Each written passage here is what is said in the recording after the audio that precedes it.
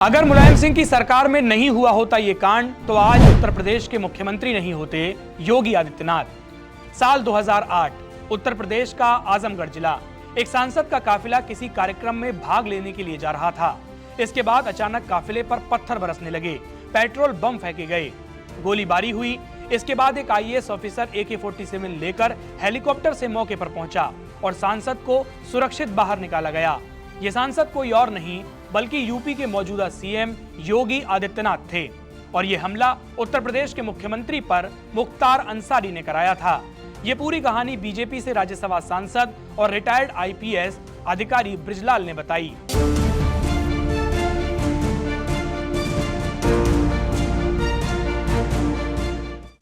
Sir मुझे बोले don't be tell him इसी इस माफिया को मिट्टी में मिला देंगे। इस कहानी की शुरुआत होती है साल 2005 से, जब उत्तर प्रदेश का मऊ जिला दंगों की आग में जल रहा था। माफिया मुख्तार अंसारी का नाम इस दंगे को भड़काने में खूब आया।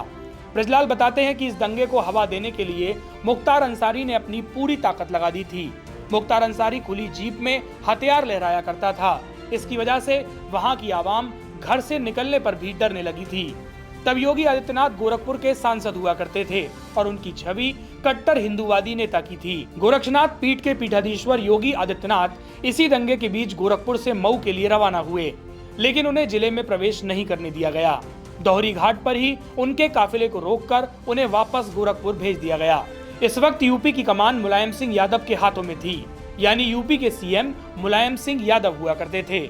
साल 2008 में योगी आदित्यनाथ ने मुख्तार अंसारी को चुनौती देते हुए कहा कि वो मऊ दंगे के पीड़ितों को न्याय दिलाएंगे। ब्रिजलाल के मुताबिक योगी जी ने हिंदू युवा वाहिनी के नेतृत्व में आजमगढ़ में आतंकवाद के खिलाफ एक रैली का ऐलान कर दिया। ये रैली 7 सितंबर 2008 को DAV कॉलेज के मैदान में होनी थी। योगी आदित्यनाथ अपने काफिले के साथ इस रैली के लिए निकले।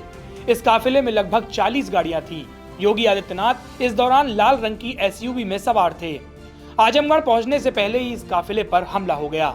उनकी गाड़ी पर पत्थर बरसाए गए, गोलियां चलाई गई, पेट्रोल बम से हमला किया गया।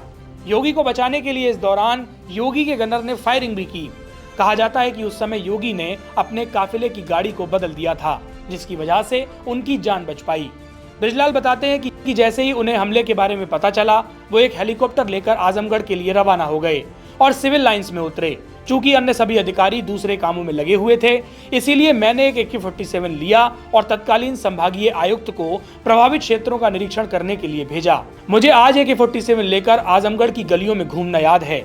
हमने लगातार छापेमारी की और हिंसा में शामिल कई लोगों पर केस दर्ज किया। योगी से जुड़ा एक और किस्सा भी है, जिसने एक सांसद को हिंदू हृदय सम्राट बना दिया। दरअसल जनवरी 2007 में गोरखपुर सांप्रदायिक दंगों की आग में झुलस रहा था। इस दंगे में 2 लोगों की मौत हुई, जबकि कई दुकानों और घरों को आग के हवाले कर दिया गया। हालात इतने ज्यादा बिगड़े कि शहर में कई दिनों तक कर्फ्यू लगा। 28 जनवरी को योगी आदित्यनाथ अपनी हिंदू युवा वाहिनी के कार्यकर्ताओं के साथ दंगाग्रस्त इलाकों का दौरा करने की तैयारी कर रहे थे, लेकिन प्रशासन ने कड़ा कदम उठाते हुए योगी आदित्यनाथ और उनके साथियों को मौके पर गिरफ्तार करके जेल भेज दिया। दरअसल एक दिन पहले योगी आदित्यनाथ ने एक भाषण दिया, जिसके बाद उन पर आरोप लगा कि उनकी वजह से सांप्रदायिक तनाव बढ़ गया है। वहीं उनकी हिंदू युवा वाहिनी ने 29 जनवरी को मुहर्रम के मौके पर मुस्लिम समुदाय द्वारा निकाले जाने वाले ताजिए को जलाने की धमकी दे दी। ताजिया यानी कि इमाम हुसैन की कब्र का प्रतीक। हालात बिगड़ने से पहले प्रशासन ने सख्ती दिखाते हुए उनकी गिरफ्तारी की और दंगे पर काबू पाने की पूरी कोशिश की। गोरखपुर की आग आसपास के इलाकों में फैलने लगी, जिसे रोकने के लिए बड़े पैमाने पर गिरफ्तारियां हुई। योगी आदित्यनाथ और उनके साथियों को 11 दिनों तक जेल में रहना पड़ा। 7 फरवरी 2007 को अदालत ने उन्हें जमानत दे दी, जिसका जिक्र धीरेन्द्र कुमार की पुस्तक में भी होता है। बताया जाता है कि इस दौरान योगी आदित्यनाथ के गनर भी छीन लिए गए थे। योगी आदित्यनाथ के समर्थकों का मानना है कि ये वो वाकया था जिसकी वजह से योगी आदित्यनाथ एक हिंदू हृदय सम्राट बन गए। गोरखपुर से सांसद बने योगी आदित्यनाथ को तत्कालीन लोकसभा अध्यक्ष सोमनाथ चटर्जी ने शून्यकाल के दौरान अपनी बात रखने की अनुमति दी। 11 दिन सलाखों के पीछे बिताने के बाद सदन में आपबीती बताते हुए आदित्यनाथ फपक पड़े। उन्होंने कहा ये दिन उनके लिए बेहद अपमानजनक और पीड़ादायक थे। सर मुझे yes.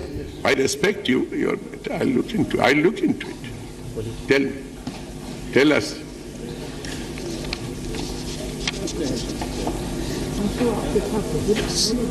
सर मुझे बोले don't be Tell him. Listen. Go on, Nitin. Yogi ji, we all respect you. Please, we shall certainly look into it. I tell you. अध्यक्ष मैं तीसरी बार गोरखपुर से लोकसभा का सदस्य बना हूं। महोदय पहली बार मैं 25,000 वोटों से जीता था, दूसरी बार 50,000 से जीता और तीसरी बार लगभग 1.5 लाख मतों से मैं गोरखपुर से चुन करके आया हूं। लेकिन पिछले कुछ समय से महोदय राजनीतिक विद्वेष के तहत मुझे जिस प्रकार से राजनीतिक पूर्वाग्रह का शिकार बनाया जा रहा है, मैं केवल आपसे अनुरोध करने के लिए आया हूं, क्या मैं इस सदन का सदस्य हूं या नहीं हूं, और क्या सदन मुझे संरक्षण दे पाएगा या नहीं दे पाएगा। You are a very honorable member of the house. मुझे संरक्षण नहीं दे सकता है तो मैं आज ही सदन को छोड़ करके वापस जाना चाहता हूं। यो छोड़िए सब। मैंने कोई महत्व नहीं रखता महोदय, मैंने अपने जीवन से संन्यास लिया है अपने समाज के लिए, मैंने अपने परिवार को छोड़ा है, मैंने अपने माँ बाप को छोड़ा है, लेकिन आज मुझे अपराधी बनाया जा रहा है महोदय, केवल राजनीतिक पूर्वाग्रह के तहत, केवल इसलिए क्योंकि मैंने वहां पर भ्रष्टाचार के मामले उजागर किए थे, क्योंकि मैंने भारत नेपाल की सीमा पर आईएसआई और राष्ट्र विरोधी गतिविधियों के खिलाफ आवाज उठाई थी और सदन में बराबर उसके खिलाफ सदन का ध्यान आकर्षित करता रहा। मैं वहां पर भूखमरी से हो रही मौतों के खिलाफ प्रशासनिक भ्रष्टाचार को उठाता रहा, इसलिए मेरे खिलाफ महोदय सारे के सारे मामले बनाए गए और बनाए जा रहे हैं।